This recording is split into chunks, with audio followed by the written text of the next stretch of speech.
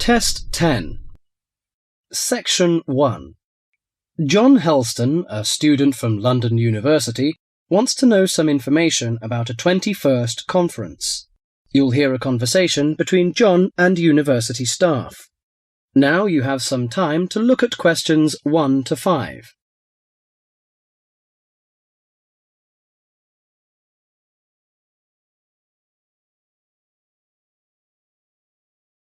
Listen carefully and answer questions 1 to 5. University, good morning. Oh, good morning. Can you put me through to the School of Architecture, please? Certainly.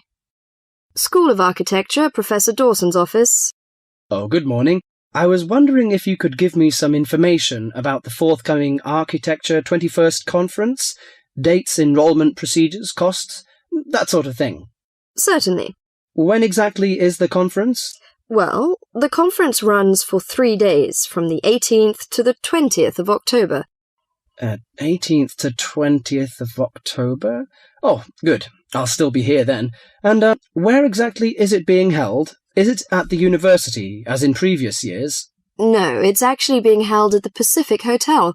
We've rather outgrown the university conference facilities, so we've opted for this new venue. Right, Paradise Hotel. No, Pacific Hotel. Oh, right. And presumably we can get accommodation at the hotel?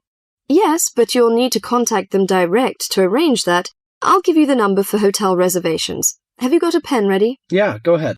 It's area code 07 and then 933 2233. Okay, and what's the registration fee? Individual fees are $300 for the 3 days or $120 a day if you only wanted to attend for 1 day. Are there any student concessions? Oh, sure. There's a 50% concession for students, and that's $150 for the 3 days or $60 a day. And am I too late to offer to give a talk? Oh, I'm pretty sure you've missed the deadline for that. Oh, really? But I've only just arrived here in Australia. Is there any way I could have a paper accepted? Well, you'd need to talk to Professor Dawson. He's the person organising the conference this year. I can put you through if you like. Oh, yes, please. That'd be great. Oh, and can I just check the spelling of his name? Is that Dawson? Yes, that's correct.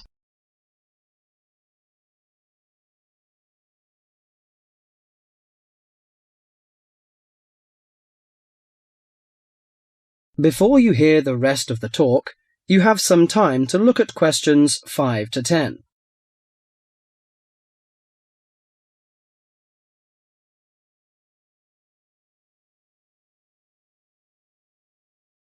Now listen carefully and answer questions 6 to 10. Professor Dawson speaking. Oh, hello. My name is John Helston. I'm an architecture student at London University. I'm here in Australia for 3 months, looking at energy-saving house designs. Right. I'm interested in giving a talk on my research at the conference, but I believe I may have missed the deadline. Well, strictly speaking, you have.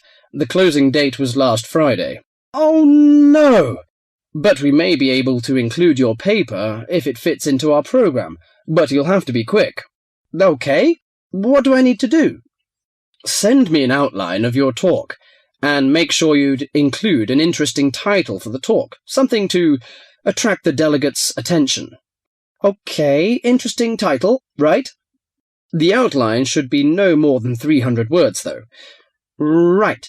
I should be able to keep it down to 300 words, but would 400 be okay? No, not really, because we have to print it in the proceedings, and we just don't have the space. Sure, I understand. And also, can you send me a short CV, the usual stuff, name, age, and qualifications, that sort of thing? Right, include a brief CV. Actually, you can email it to me. That'd be quicker. Sure, what's your email address? Well, the best thing would be to send it to the conference administrative officer. The address is admin in lowercase, in small letters. Right, so that's admin@uniconf.edu.au. Right, I'll do that straight away. Thank you very much. You've been very helpful. OK, well, we hope to see you in October then. That is the end of section 1.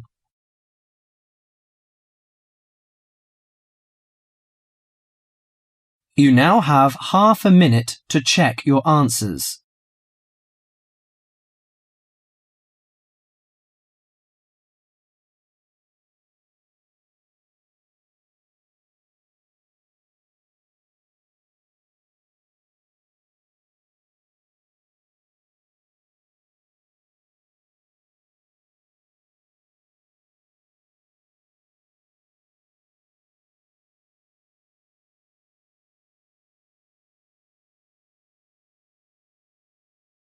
Section 2. In this section, you'll hear a message left to John on how to look after the house. First, you have some time to look at questions 11 to 20.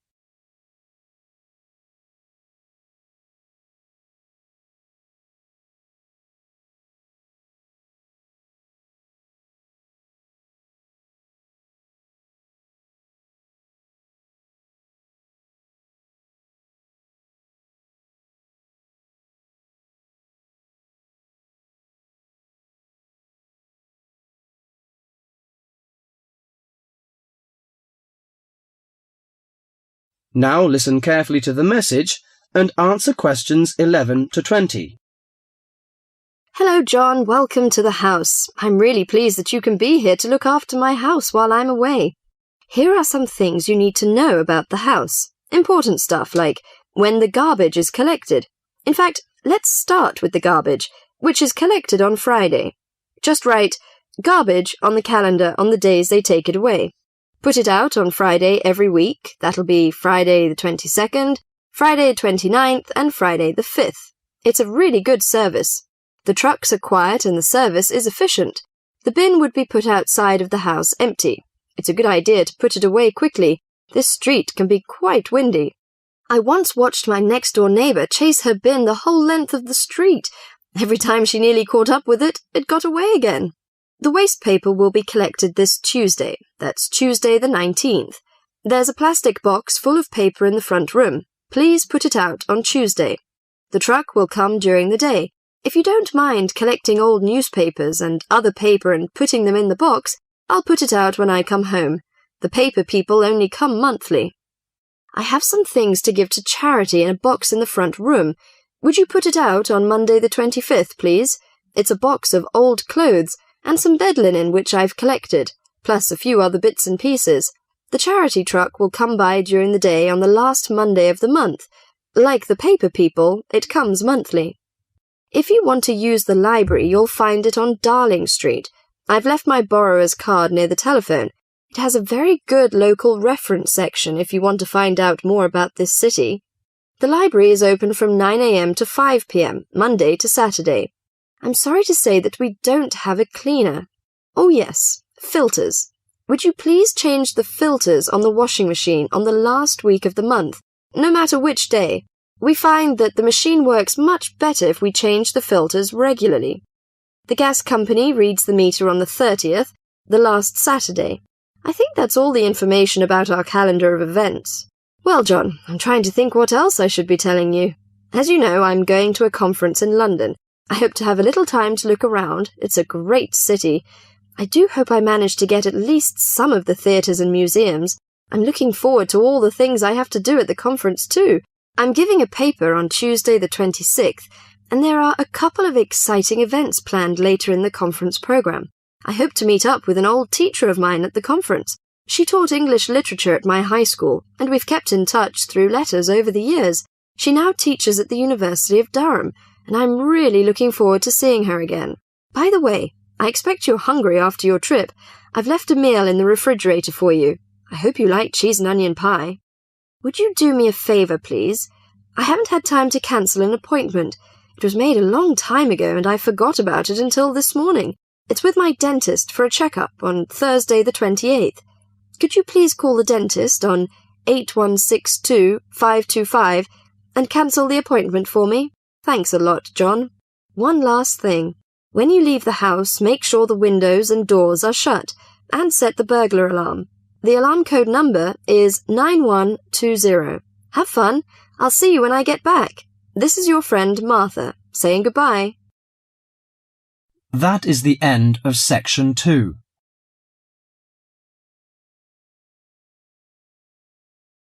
You now have half a minute to check your answers.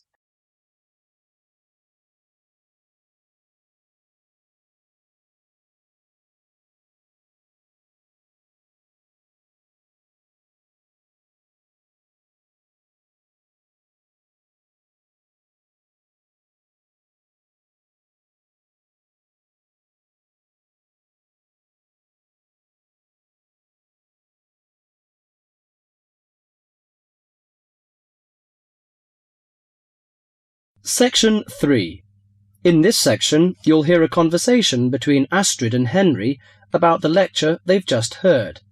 First, you have some time to look at questions 21 to 30.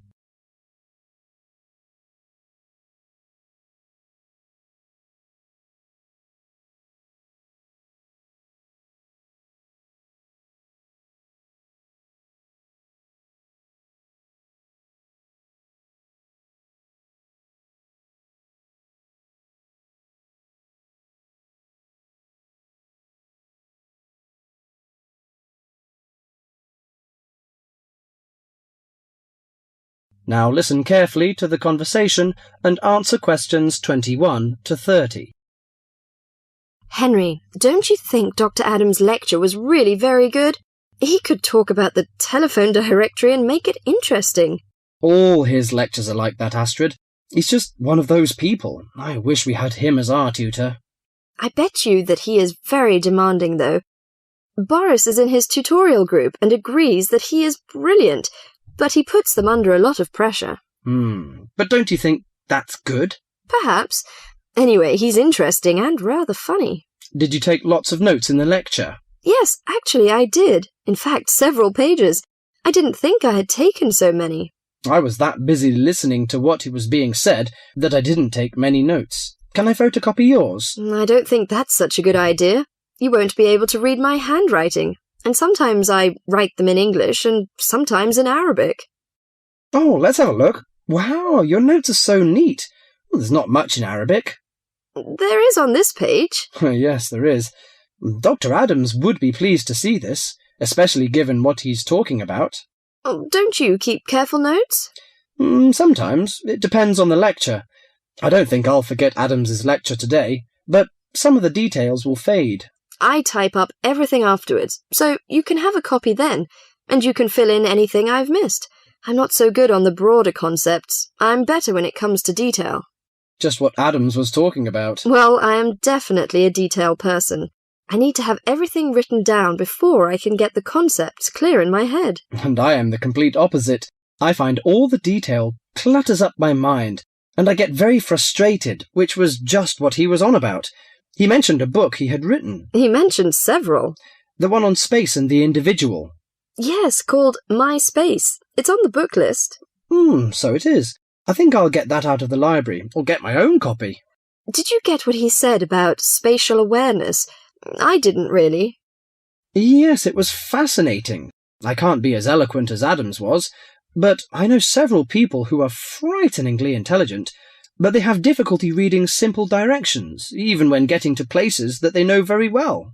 I find that difficult to understand. Everyone learns the way to walk to the shops and things like that. You mean just the way people learn spelling? You know, people misspell words, make mistakes in countless areas of their lives, and going in the right direction is just the same. Remember what Adams said about the number of people who cannot tell left from right, north from south, and so on? Do you know which way is north? It's that way. You see, I couldn't have told you that. Really? I haven't a clue which way is which. That's why I'm always getting lost when I go out on my bike. And put me in a completely new place and I am totally lost. What about maps? Oh, I'm hopeless at reading them. But then you're brilliant at writing essays and getting all the ideas down in the right order, and I don't know where to start. Again, just what Adams was talking about. What we need to do is combine our skills. You teach me to cope with detail, and I'll teach you how to string concepts together. Okay, we can do that. That is the end of section 3.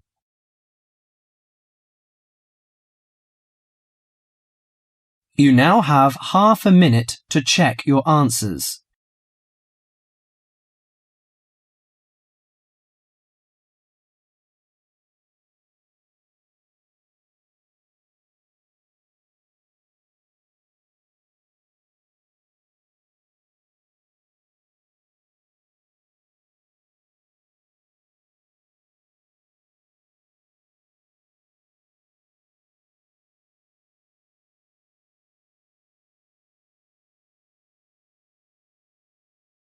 Section 4.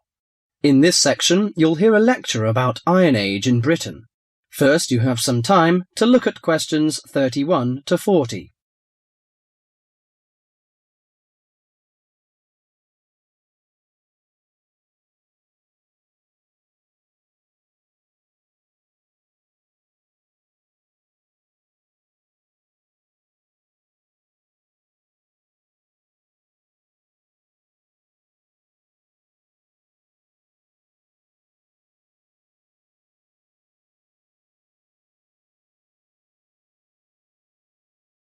Now listen carefully to the message and answer questions 31 to 40. Good morning, ladies and gentlemen. Today I'm going to introduce to you a special age in Britain, the Iron Age. People at that time, you may be surprised to hear that, seem close to the men and women of today, because archaeologists discovered that they tried to vary their diet, improve their homes, and follow fashions. The period known as the Iron Age lasted in Britain for about 800 years, from 750 BC to 43 AD. There had been several dramatic changes by the end of the Iron Age, including coinage, wheel-thrown pottery, etc. People had started to live in larger and more settled communities. Furthermore, because of the differences in climate and geography, someone living in Yorkshire or Ireland would have eaten different food, worn different clothing, and lived in different housing conditions from someone living in southern Britain. Caesar commented that Britain was a land of small farms, and this has been proven by the archaeological evidence. Since Iron Age society was primarily agricultural, it is safe to presume that the daily routine would have revolved around the maintenance of the crops and livestock. Small farmsteads were tended by and would have supported isolated communities of family or extended family size. They produced enough to live on and a little extra to exchange for commodities that the farmers were unable to provide for themselves. For those farms, harvested crops were stored in either granaries that were raised from the ground on posts or in bell-shaped pits 2 to 3 meters deep. Some 4,500 of these storage pits have been found within the hill fort interior at Danebury in Hampshire, and if they were all used to store crops, this would have essentially made the site one large fortified granary. Although the archaeological evidence shows that cattle and sheep would have been the most common farm animals, it is known that pigs were also kept. The animals would have aided the family, not only with heavy farm labour in the case of the cattle, such as the ploughing of crop fields, but also as a valuable form of wool or hide and food products. Horses and dogs are also observed in the archaeological evidence from both faunal remains and artefacts. Horses were used for pulling 2- or 4-wheeled vehicles, carts, chariots, while dogs would have assisted in the herding of the livestock and hunting. Besides agriculture and stock raising, the architecture in Iron Age is also worth mentioning. A very well-preserved settlement has been discovered at the site of Chislester in Cornwall. It was made up of individual houses of stone, with garden plots. In Wessex, the typical building on a settlement would have been the large round house. All of the domestic life would have occurred within this. The main frame of the roundhouse would have been made of upright timbers, which were interwoven with coppiced wood, usually hazel, oak, ash, or pollarded willow, to make wattle walls. This was then covered with a daub made of clay, soil, straw, and animal manure that would weatherproof the house. The roof was constructed from large timbers and densely thatched. The main focus of the interior of the house was the central open hearth fire. This was the heart of the house to provide cooked food, warmth, and light. Because its importance within the domestic sphere, the fire would have been maintained 24 hours a day. Beside the fire may have stood a pair of fire dogs, such as those found at Baldock in Herefordshire, or suspended above it a bronze cauldron held up by a tripod and attached with an adjustable chain. The ordinary basic cooking pots would have been made by hand, from the local clay, and came in varying rounded shapes, occasionally with simple incised decorations. As for eating, bread would have been an important part of any meal, and was made from wheat and barley. The dough would have then been baked in a simple clay-domed oven, of which evidence has been found in Iron Age houses. The barley and rye could also have been made into a kind of porridge. In addition to this, the grain was also fermented to make beer, and the surface foam that formed was scraped off and used in the bread-making process. The interior of the house was an ideal place for the drying and preservation of food.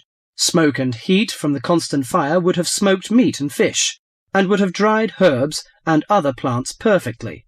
Salt was another means of preserving meat for the cold winter months, but this was a commodity that could not be made at a typical settlement. Well, you can see that Iron Age people lived a decent life, didn't they? I'm going to introduce their culture and leisure time next time. Thank you.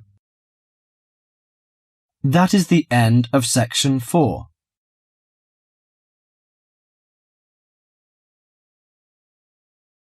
You now have half a minute to check your answers.